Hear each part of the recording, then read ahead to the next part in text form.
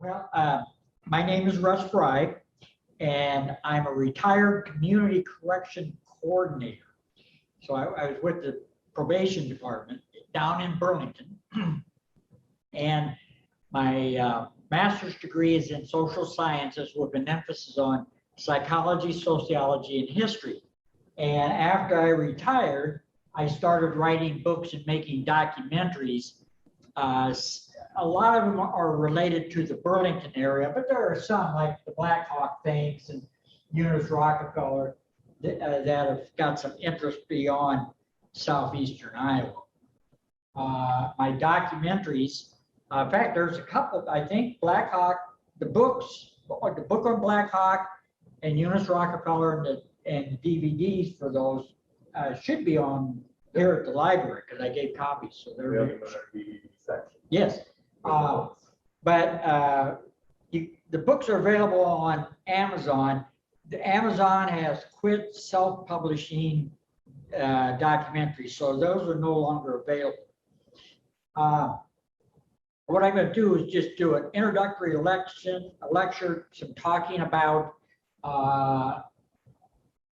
roads and transportation and how that's changed over the years, and then we'll see the documentary. And if I can boast a little bit, this is an award-winning documentary. I show them at film festivals. Historical documentaries usually don't do well at film festivals. They'd rather see zombies and all that kind of stuff.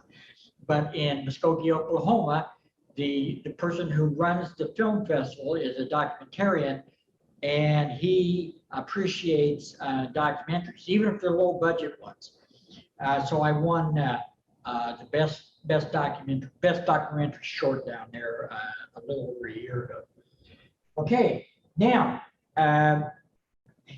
we take our roads for granted, but we've got interstates in Iowa, we've got U.S. highways, we've got county highways all over the state. So you can usually get on a hard surface road most places, at least between cities, but even in the counties, you can get all over the county on some of them are hard surface roads, some of them are gravel roads, there's a few dirt roads, but you can usually get somewhere. They're just roads that we take for granted. And what we'll be talking about today is the early road system when Iowa was a territory. And I don't know if you've ever seen the territorial map of Iowa, but it's very interesting. It went all the way up into South Dakota and that before the state was actually shaped. But we'll be showing you the agency road, but I'll also mention just a little bit about the military road, or the road from Dubuque down to the Missouri border. Now, the road from Dubuque down to Missouri, it was U.S. Highway 151, pretty close, to Anamosa, the Cascade, Monticello, and then Anamosa. And in Anamosa, it took the route on Iowa Highway 1, and that's from Anamosa to Iowa City. And then in Iowa City, it went from down to Mount Pleasant on 218. So these highways that we take for granted at one time were pioneer trails. And then from Mount Pleasant, it shows it went to Washington. And you'll see in the documentary that Washington is actually Hillsborough. Back in late 1830s, they didn't know what other towns were named in Iowa. And so Washington, when they applied for a post office, they said, "Oh, I'm sorry, we've already got a Washington, Iowa. You got to change your name." And that actually happened to Iowa City too. There was an Iowa City that found out that the state capital was in Iowa City, or a territorial capital, second territorial capital. And so they changed their name to Iowaville, which is no longer in existence. Okay, from Hillsborough, the traffic, the road gets a little, it doesn't follow completely known roads today, but it worked its way down near Keosauqua down to the Missouri border. Now, there are several plaques along the way, but one of the plaques is right here in Dubuque, and it's the northeast corner of Clinton and Washington. Apparently, you've seen that. Have you seen the plaque?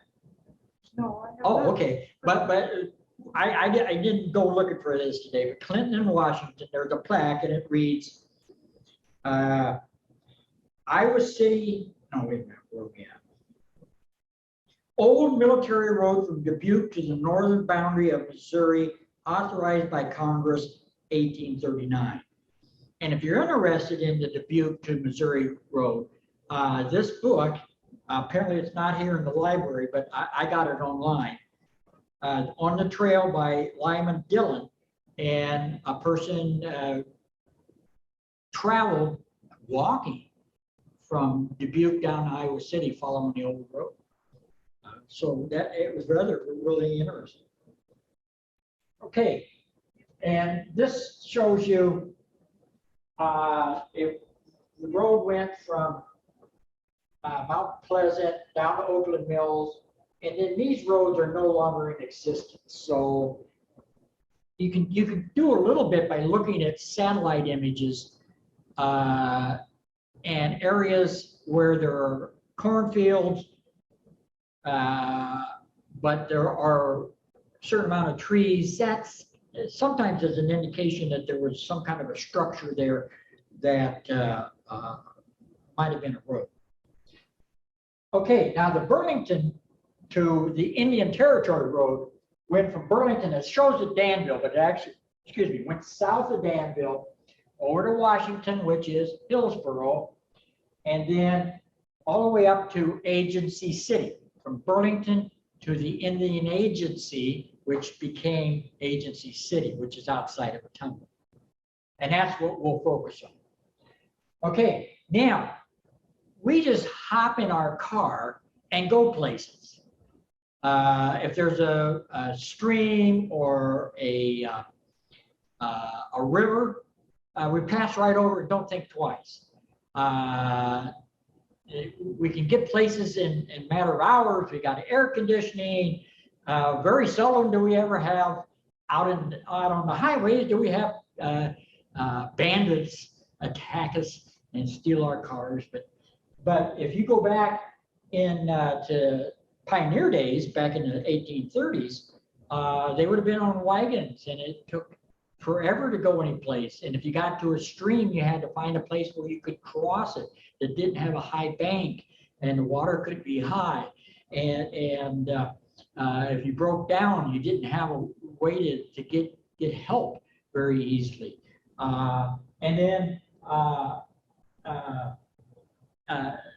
our paved roads, if they're working on construction to fix our roads, we think that's a big inconvenience. But our roads are so much superior to what they were back in those days, because if it rained, your road was muddy. If it rained, your thing just beeped, Ben. I don't know if somebody's coming online or not. If it rained and then dried up, then it's ruddy. So the inconveniences we face now are nothing compared to then. And on the agency road, there's reports of bandits and be attacks by disgruntled native people. So things are really different. Now, after this clip, we'll start the documentary, and then we'll have time for questions after the documentary, but I don't know if you got any questions at this point, but yes. Your question about the marker, there is a historical marker, but it's outside of town. It's kind of closer to the airport on Military Road. It's not in town. Okay. Well, we can look at that, because apparently from here to Iowa City, there are 1, 2, 3, 4, 5, 6, 7 markers. Oh, So maybe that's the second one. I'll look it up. Okay, anything else, anybody? Okay, let's watch the documentary.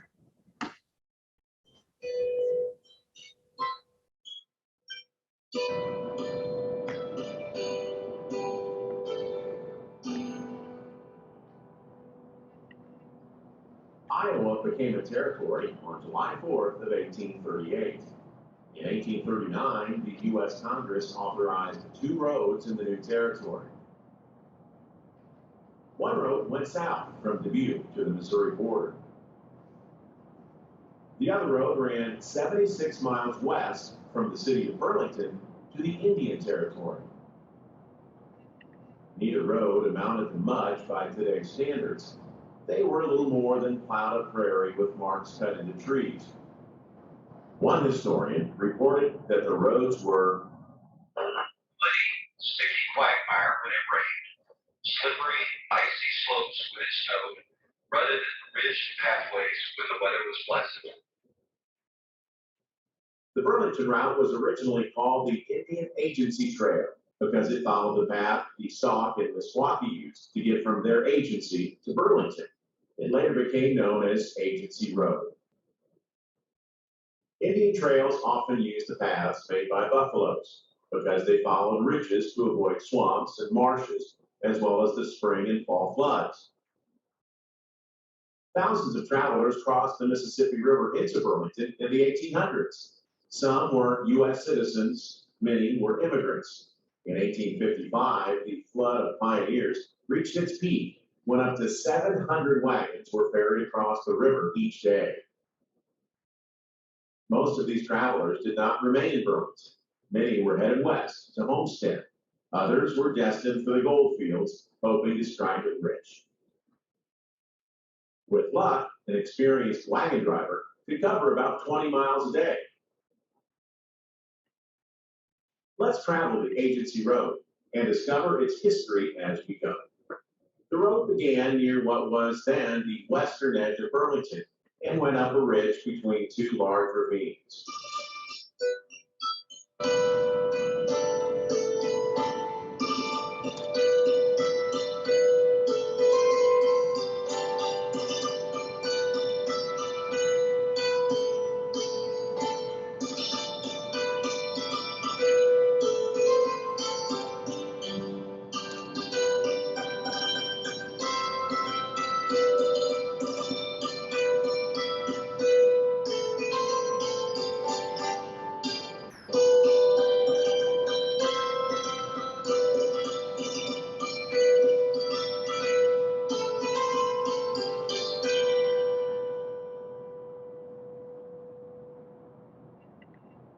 At the top of the hill, we find a historical marker.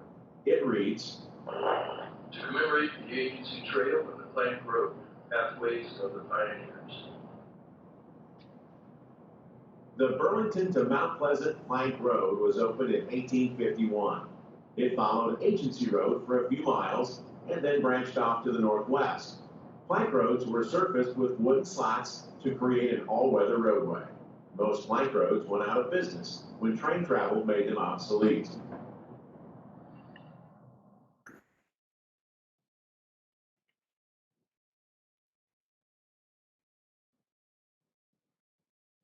Travel a little further on Agency Road, we approach the intersection with Highway 61.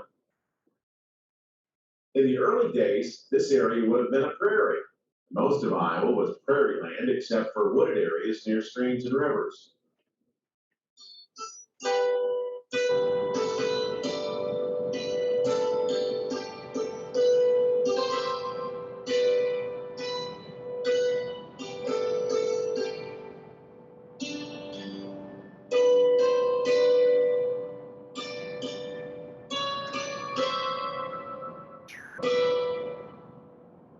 If a wagon started at dawn, it would have gone a few miles to get to this spot in about an hour. Then they would stop to let the animals take a short break. In 1915, the view would have looked like this. It was some of the first paved road in Iowa. In the late 1800s, it would have looked like this. Today, it looks like this.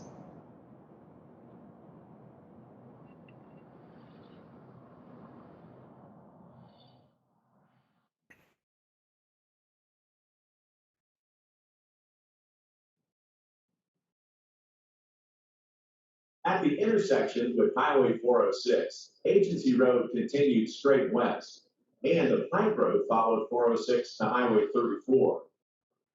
The Iowa Ordnance Plant was built in anticipation of the coming of World War. Agency Road was cut off by the plant. The road picks up again on the west side of the Ordnance Plant near the Long Creek United Methodist Church.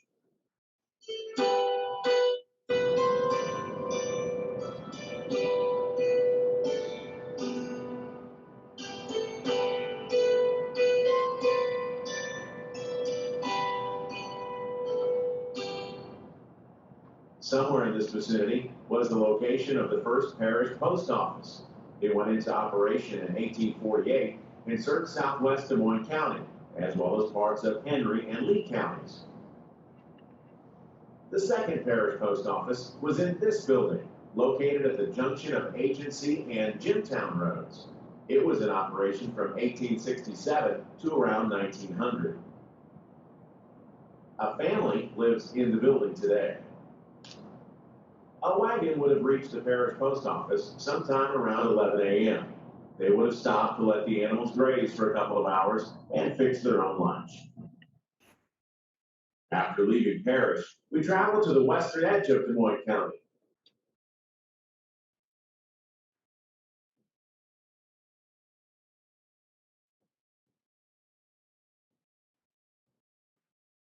This area was at one time called Junktown.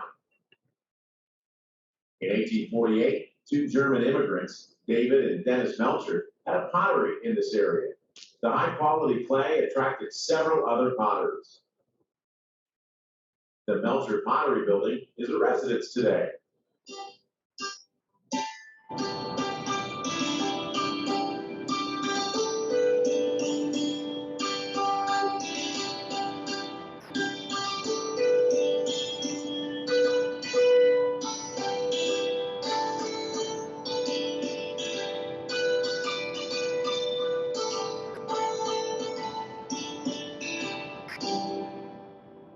Not far from Junktown, we cross into Henry County and the entrance to Geode State Park. Lake Geode was formed in the late 1930s when a dam was built to catch water from a small creek. The area became a state park in 1937. This 1930s aerial view shows the route that Agency Road took before the lake was formed. When the lake is superimposed on the 1930s photo, you can see that a section of Agency Road was covered with water. The old section of the road is under the lake at this spot. In the spring of 2018, the lake was drained to make improvements and the old section was exposed. On the western side of the lake, near the old route, is all that is left of an Agency Road sign. A tree grew up and around it. The native people had their signs as well. This is an Indian tree trail marker. They bent over a young tree and strapped it to the ground. Then they cut off the end of the tree and allowed a single branch to grow straight up. The tree then became a sign that pointed the direction of the trail. Agency Road was rerouted over the dam.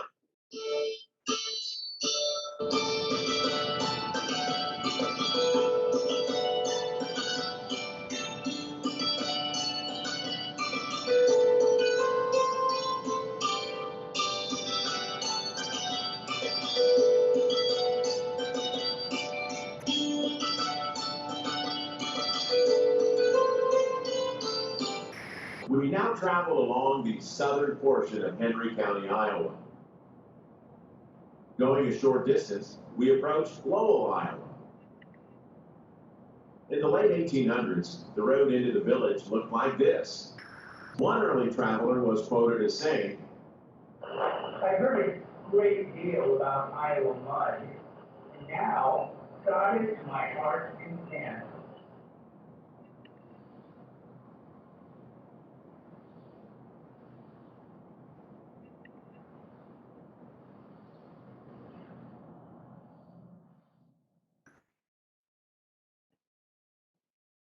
Lowell grew up near Smith's Mill on the Skunk River. The mill was built in 1838, and there's a marker in Lowell to memorialize its history. Lowell was founded in 1840 and was originally called Smith's Mill. It was later renamed McCarverstown, and in 1843 changed it to Lowell, after Lowell, Massachusetts. At one time, Lowell had 4 hotels, a blacksmith shop, a sawmill, a shoemaker, tailor, hatter, a copper shop, a cabinet maker, a butcher, a church, and a woolen mill. Another historical marker in Lowell reads, Agency Road, oldest road in Iowa, established 1841 by territorial legislature of Iowa. Even though the Dubuque Road was established by Congress at the same time, Agency Road was probably in use earlier and subsequently entitled to the honor of being the oldest road in Iowa. In the early days, travelers had to ford the Skunk River when the water was low. Later, Lowell was serviced by ferries. The ferries went out of business when the bridge was built in 1880. The current bridge was built in 1976. If you look to the side while crossing the bridge, you'll see remnants of the mill dam and the first bridge.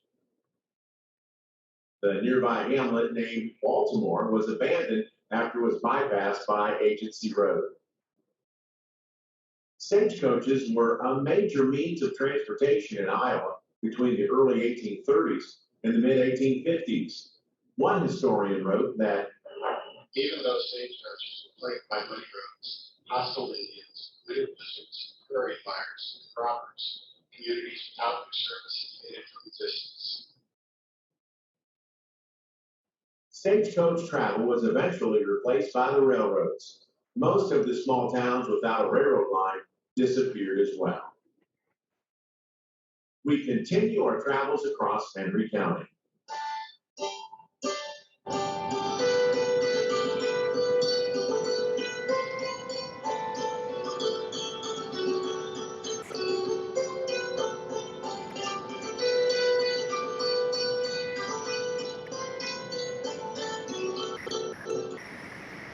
Ahead is a road branching to the left.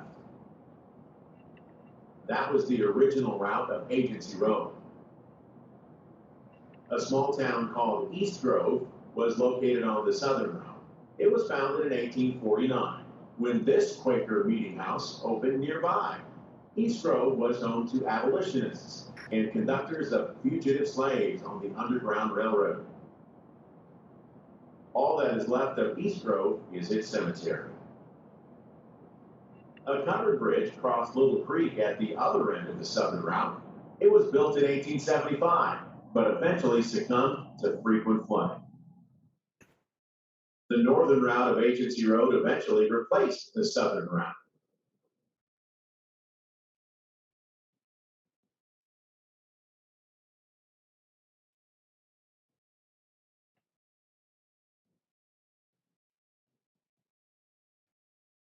As we continue to travel across Henry County, we come to what is left of Boylston, Iowa. Boylston was founded in 1841. It had 6 or 7 houses, a dam, a mill, and a ferry.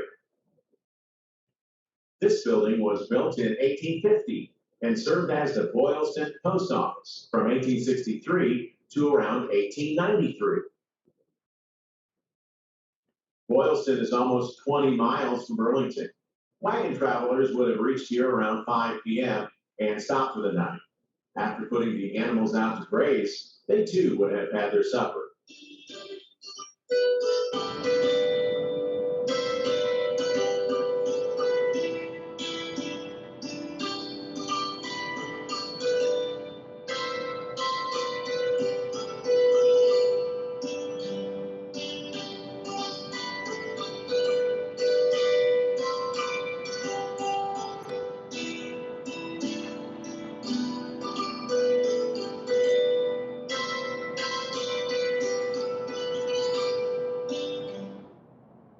few more miles west is the town of Salem, Iowa.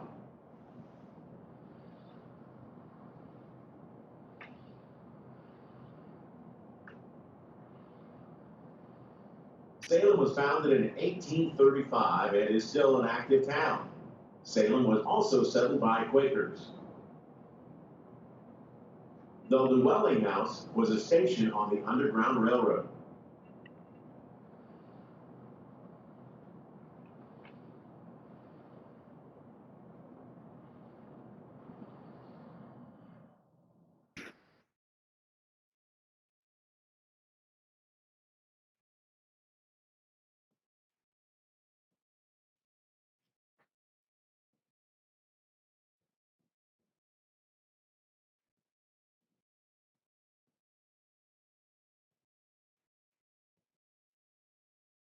Up ahead and on the left is where the southern and northern routes of Agency Road come back together.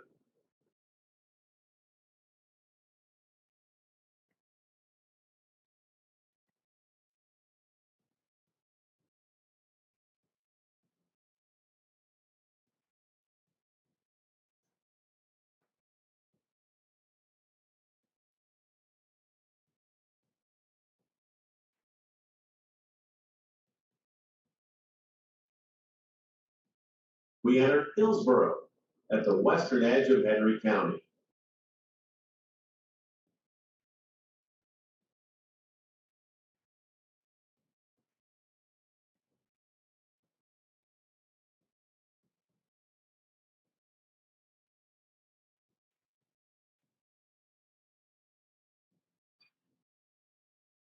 Hillsboro was founded in 1840 and was originally called Washington. When they applied for a post office, they were told another city in Iowa already had that name. They renamed themselves Hillsboro. At one time, Hillsboro had 3 churches, a school, a flour mill, and 3 stores. Hillsboro has a significant historical marker in its town square. It reads, 2 military roads built in 1839 intersected in this town known as Washington, Iowa Territory. One originated in Dubuque and continued to the Missouri state line. The other ran from Burlington to Agency City, Iowa.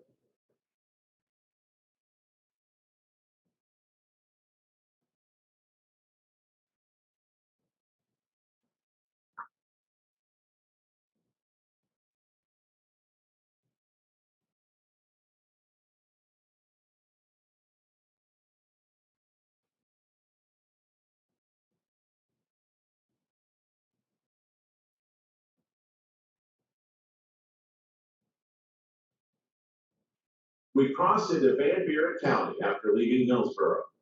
Agency Road fell into disrepair in these parts and was replaced with a network of new roads built by settlers. Based on early land surveys, we can approximate the original route and travel it as close as we can.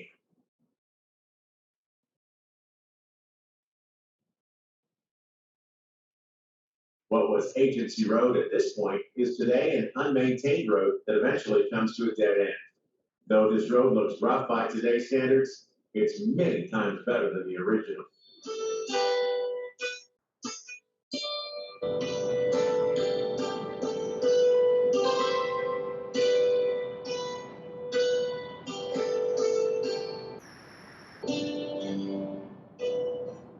Traveling on through Van Buren County, we approach the site of the former city of Winchester.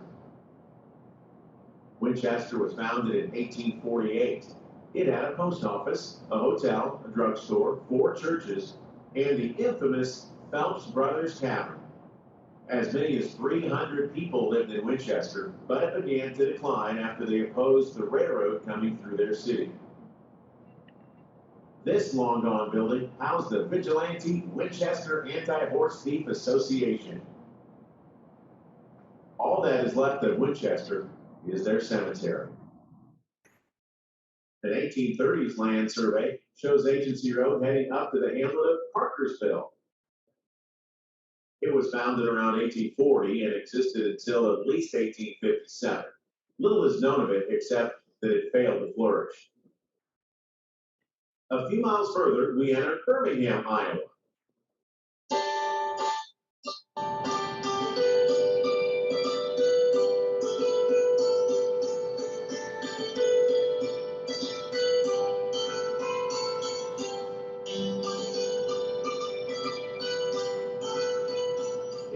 out in 1839.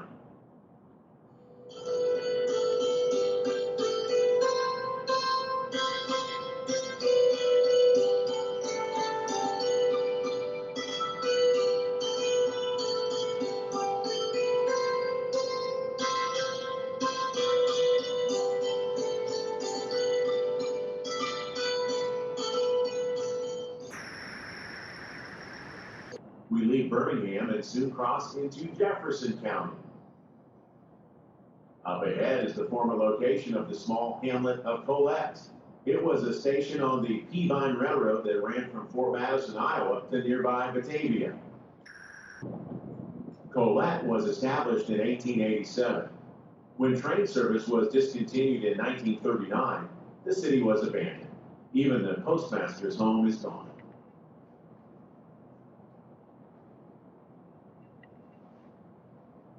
This unassuming spot southeast of Libertyville, Iowa, has historical significance.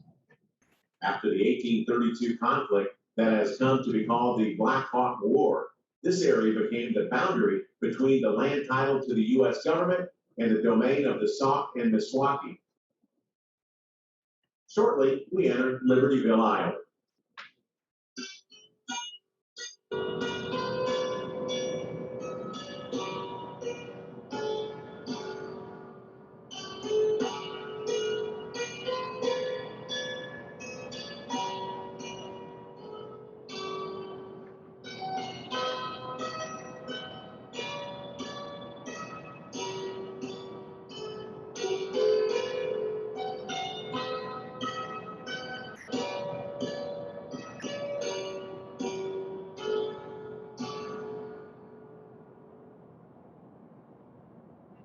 Libertyville was laid out in 1842.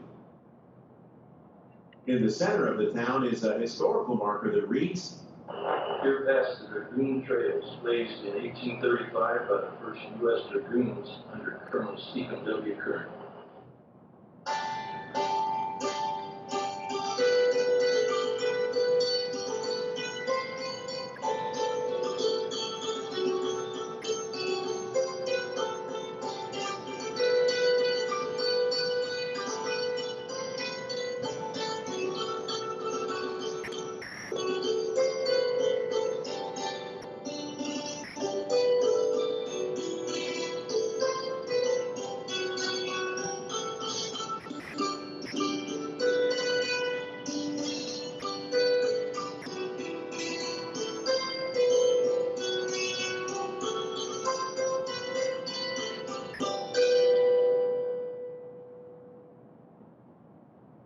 Another unassuming area is about a mile west of Libertyville.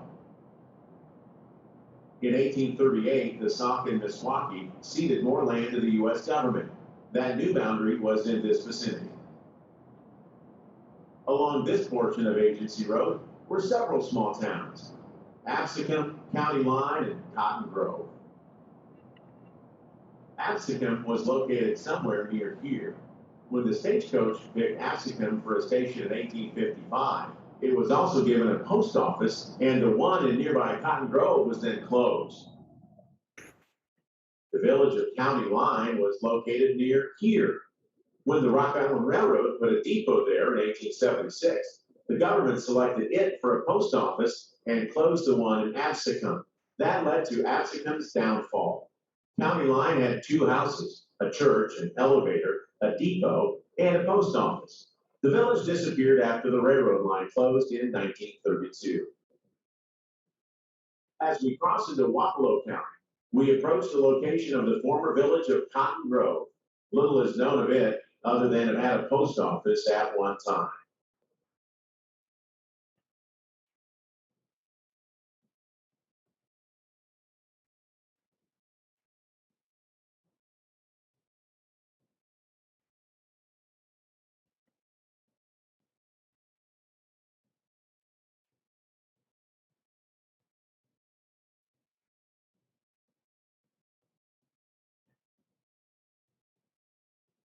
As we move further into Wapello County, we approach the western end of Agency Road.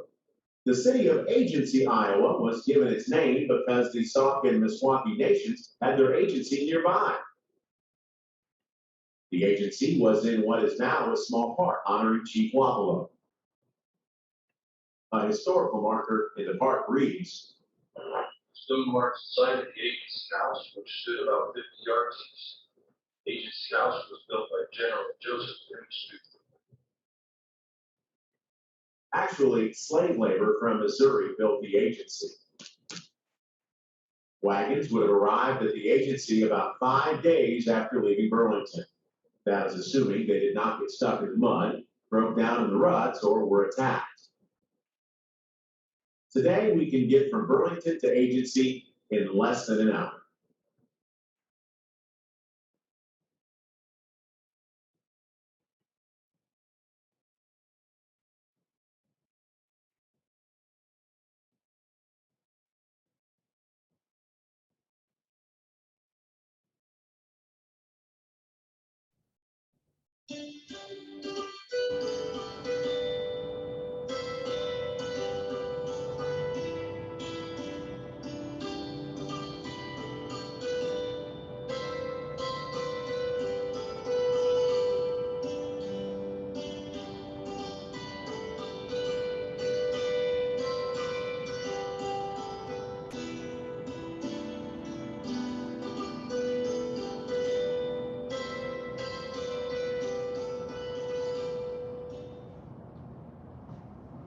Okay, that's it. You got comment? Oh, thank you, yay. Comments, questions? I looked in the book and I didn't find about that marker, but you say it's out at the airport? I have to get the geography in my head, but when you go across, it's on the way to the airport. Okay. Military Road. It's sort of on the way to Swiss Valley Park. It's on a really high ridge, but outside of town. Okay. I have to look at. Oh, that's okay. I have to look at the map to find exactly what streets. Yeah. It is. I'll do some research and try that. Yeah, but if you drive down Military Road or out of town, you see it. It's on Yeah. the south side of the road. Okay. So I know recently they cut the brush out from around it, so it's pretty easy to spot. Yeah. As long as you don't speed. I'll track it out on the way home. So what was done at an agency? The Indian agency would be the place where if the Indians had grievances, they either with white people or with other Indian tribes, they would take it there and complain. They would also, when the federal government gave them money and goods, they would go there to collect it. It was sort of, in some respects, they would, the Indian agent would act sort of like a social worker for the native people. And then by, I think it's 1852, all the tribes that inhabited what is now Iowa were moved west. So shortly after this road was built, within what 12, 14 years, all the Indians were gone. So the agency must have predated the Black Hawk War. No, the Black Hawk War was over in 32. Yes. And that's when they were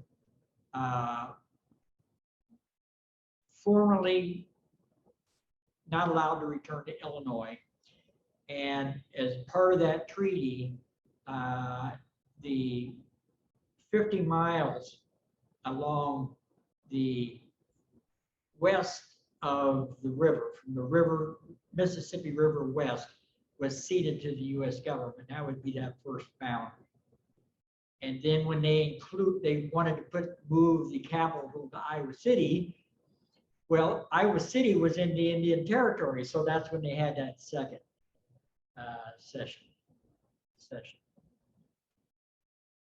this is all confusing to me because there were two bands of Sauk, and those are probably the ones you're talking about, because the ones that were massacred up north of Prairie du Chien, they were mainly jailed or moved to Oklahoma.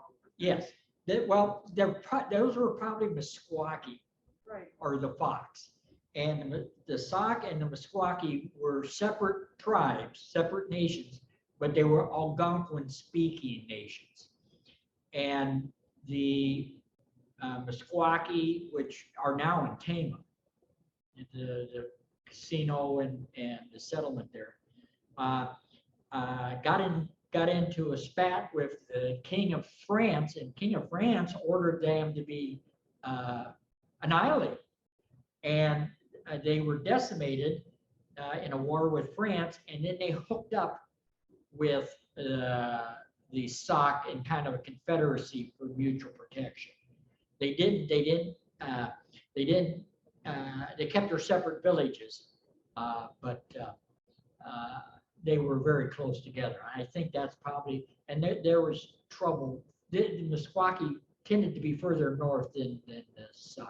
That must be where I'm confused, because in the film where it talked about Libertyville and the boundary moving, you know, it seems in my mind that's too late in history. So we must have been talking about different native people in southern Iowa than were up north. It must have been maybe I was confused. The Sauk and the Meskwaki domain actually stretched from Chicago down to St. Louis and part of Wisconsin. And then I'm not sure where it was up here, because this was close to the Sioux territory. Yes. But then a good, almost Library patron at the time is now 6:45. almost 2/3 of Iowa was Sauk and Meskwaki. All materials to the first floor, check out. But there were other tribes in there, the Iowa, the Ho-Chunk, what we call it, Winnebago. So I'm not sure. I guess it's my confusion, but I know in history, like, for instance, Black Hawk died in Southeast Iowa. Yes. Right? Did Yeah. he die in the Burlington? He died in Davis County. His body was stolen. Ended up, the flesh was boiled off of it. And they were wiring it in Quincy, and Governor Lucas got the bones returned to Burlington. In fact, that book is available, and that DVD is available here. I researched it. He's actually buried in an unmarked grave in Burlington Aspen Grove Cemetery. In Burlington? Yes. Well, that's the end of the story, that's you gave away the ending. Spoiler. Well, if you read a history book, they're going to say his remains burned up in a museum fire in Burlington in 1853. But when I went back to the primary sources, it's pretty clear that he wasn't destroyed in that fire. So when the grievances were taken to the agency, Yes. was that a way, were there, for instance, hearings or any kind of resolution, fact finding? For instance, because tribes had their own legal kind of system. Yeah. And was this an effort to pull things away from that, or? When the tribes in this area were rather warlike, and the biggest conflict was between the Sauk and the Meskwaki and the Sioux.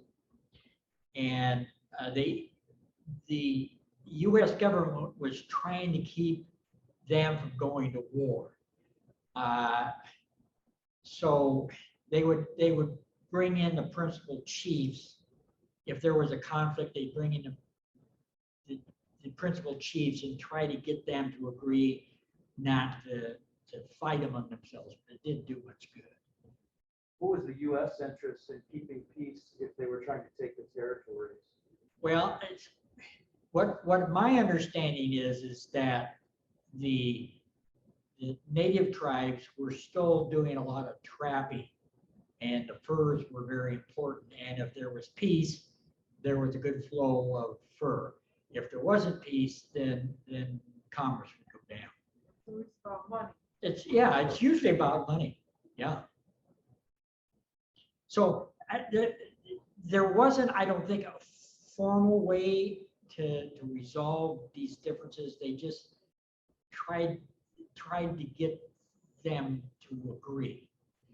And this General Street Durand agency was a good Indian agent.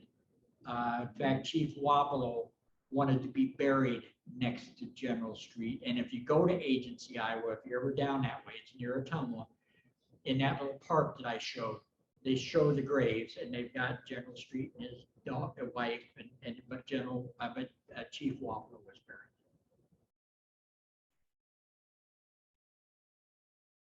And another interesting thing, one of the things that led to a lot of conflict is that, particularly the Sauk, when they made a decision that affected their whole nation, all the prominent men, sorry, the women, all the prominent men, the warriors, would get together and hash it out. And they really tried to get a consensus. Well, the federal government didn't like the way they did that, so they assigned Chief Keokuk to be the head chief.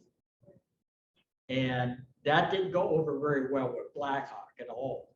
In fact, there's a story that when Black Hawk, after the Black Hawk War, or what we call the Black Hawk War, once he was freed, he was brought back to, I don't remember if it was Prairie du Chien or where it was, but the U.S. Army said, well, told Black Hawk, this is your chief now, meaning Keokuk was over Black Hawk. And Black Hawk got so mad, he ripped off his breechcloth and smacked Keokuk with it.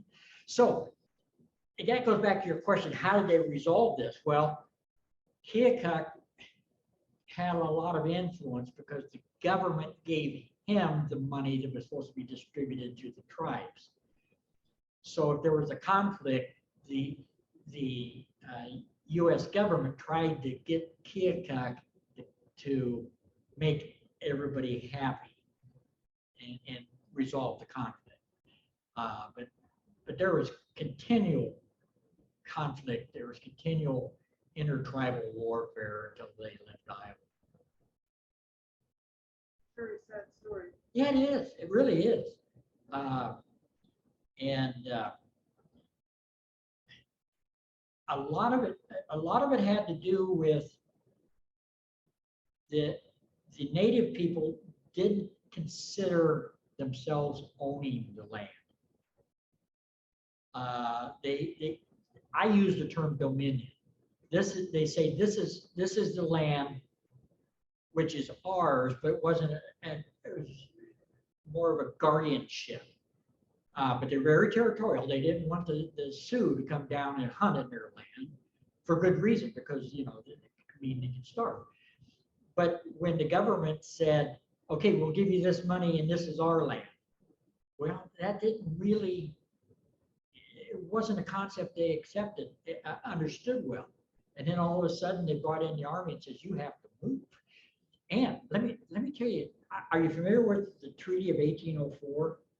Okay, it's some a civil chief, which would be like a lawyer, or not a lawyer, a mayor, a minor city, village, went down to St. Louis to try to get one of their people freed, and they wined them and dined these chiefs, and then they sold Illinois.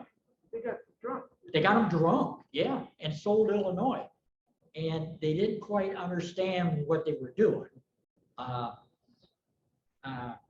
But then that's not the way the Meskwaki or the Sauk made a deal.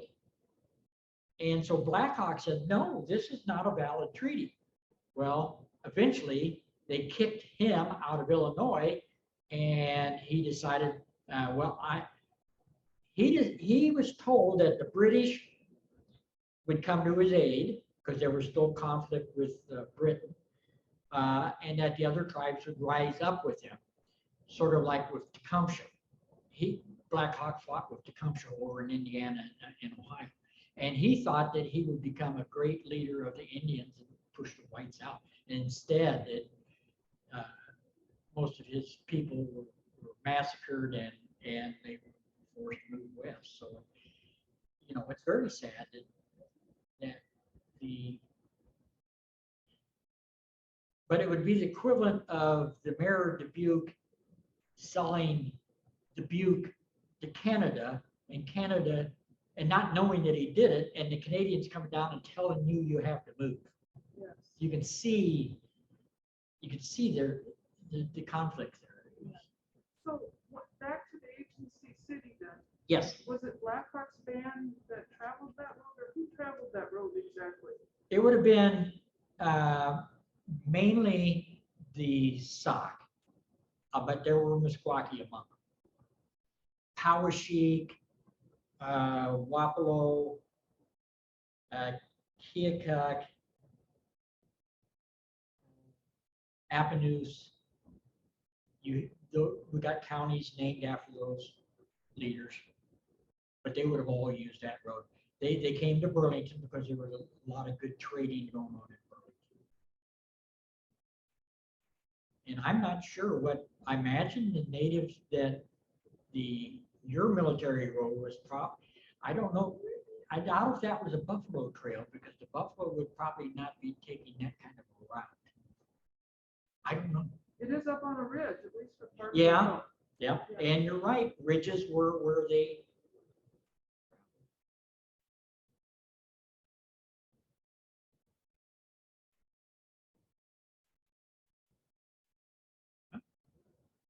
Well, thank you very much.